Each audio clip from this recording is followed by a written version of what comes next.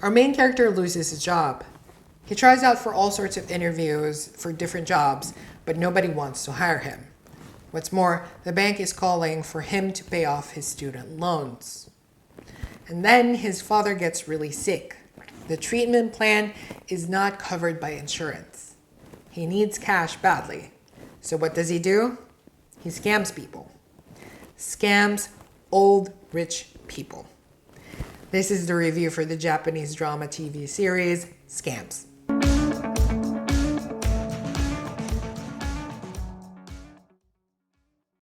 When I was looking for something to watch, I stumbled on Scams. I read through the summary and it caught my interest because it's about crime. Now, what came into my mind is that there's going to be a policeman or investigator who is trying to track down scammers and trying to bring them in. But when I was actually watching the first episodes, I realized that it's completely the opposite of what I thought. We have Kusano, who recently lost his job. He goes interview after interview and there's not really much success. Adding to that, he discovers that his dad is actually very, very ill. And in order for him to be treated, he has to pay money because the insurance doesn't cover it. Typical trope, but because of that, because of the tightness of money, he goes to his friend to a shady job. From that point on, I realized this isn't the crime police investigator thing that I was hoping for. Rather, it's about a criminal learning how to scam. And I loved it. It reminded me of these great films like Catch Me If You Can, the Ocean's movies, and White Collar. I was pleasantly surprised when they all brought all of these aspects and criminal know-how, and we really got to see how a scammer operated. What's more, when I was going through the episodes, I quickly discovered there wasn't a love angle. Although there was a love interest present, it wasn't really focused on. It was more about to do with scamming and the operations and the main character, which I love. It's a welcome break from all the romance dramas that I've been watching, and it really focused on the troubles of an individual, which is very, very refreshing. What made me hook into the episodes and actually enjoy Scams and be entertained was the boss Kanbei, when he was trying to convince everyone that scamming is a necessary crime. Out of all the crimes in the world, murder, rape, and everything, crime is actually really necessary because of all the old rich people in Japan. He convinces everyone to try and get money from these old people who are very selfish with their money, and they actually just throw them away for unnecessary things. They have to be able to get all of these monies into their pockets so they can use them in the proper way of daily necessities. It reminded me of those pyramid multi-level marketing scams, and it was kind of that way, that positivity, that invigorating moment when he actually explained and gave his speech. It was really brilliant. When I was watching, I enjoyed the fact that they were working hard towards scamming people. It made me realize that whether you're actually working in a daily job or a low paying or high paying salary and versus to scamming, all of these types of work, even good or bad, relatively needs time, effort, and skills to actually make it work. So the linearity and the polar opposites that it was presented to was actually really enjoyable. What I like about our main character, Kusano, was because he's very likable. He is a good son trying to help his family get the money that they need for the treatment.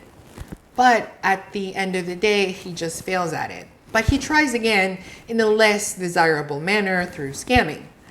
Once he gets into scamming, he tries again, even harder. He tries to learn the job as best as he could and, develops into something different. I like the evolution from the timid guy into a criminal boss, something manager that, manipulates things and tries his best to make things work for his favor. The scene when Kusano was caught by the police, he shouts, screams, struggles, and tries to break free from their clutches. We see his angst, his frustrations, and then he blows up all of his pains and all of the woes that he has been carrying all throughout the series. And he just tells them what went wrong, and it's just I feel for the character. For Semiya, he appears to be the dumbest of the bunch, and at the same time, the most desperate one.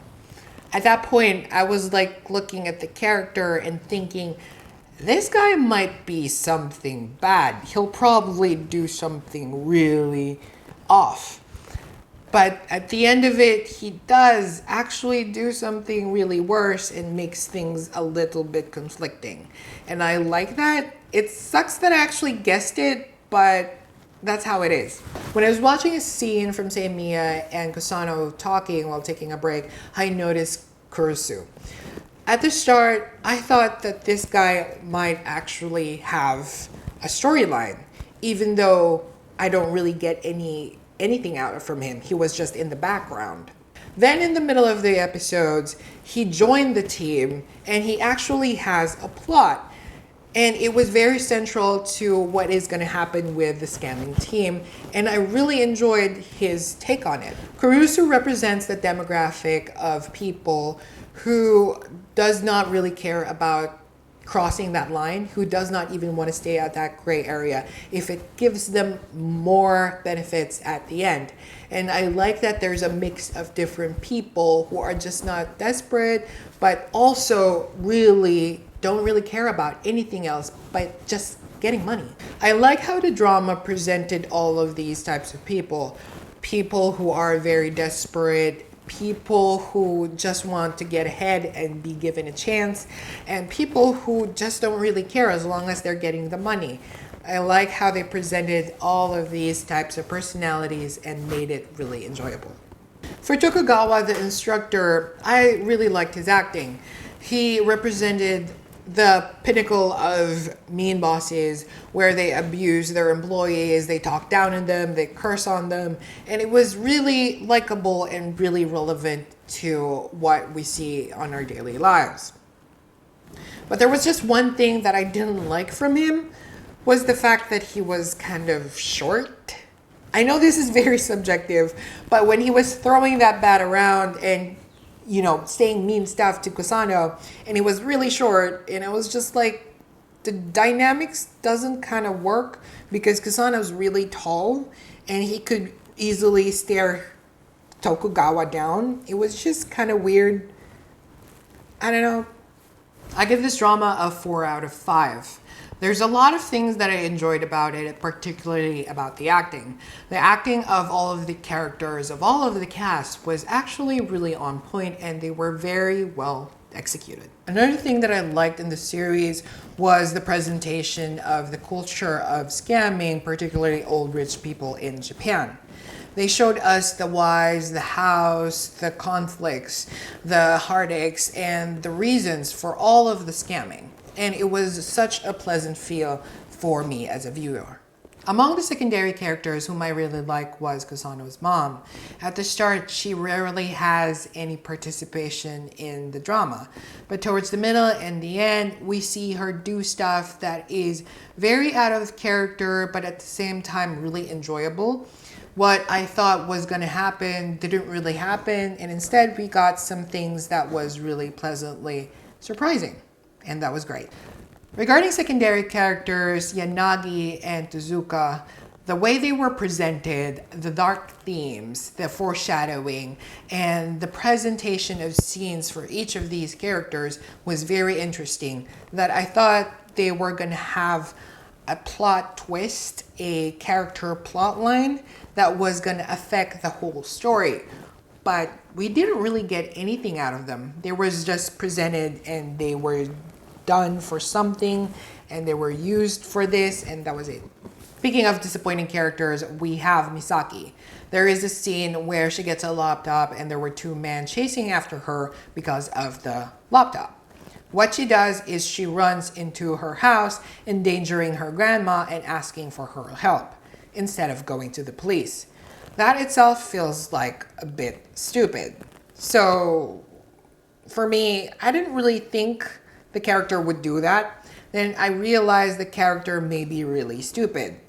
And then at the end, she is kind of the cause where our main character, Kusano, gets into jail. I don't really see how her motivators and moral drivers could cause her to put her best friend into jail when in fact the cause of the incident of her grandma being in trouble was because of her. She didn't give the laptop to the police and instead threw it at her grandma. I don't really see that, and it's kind of confusing.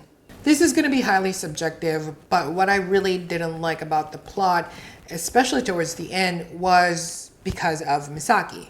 She was the reason why our main character, Kusano, was put into jail. At the first scenes, she wasn't really that much involved with anything. She was just a childhood friend who appears and then disappears and then talks to the main character, and then that's it. It wasn't because of the Yakuza, the family, the teammates, or the boss that made our main character get thrown into jail, but it was all because of Misaki.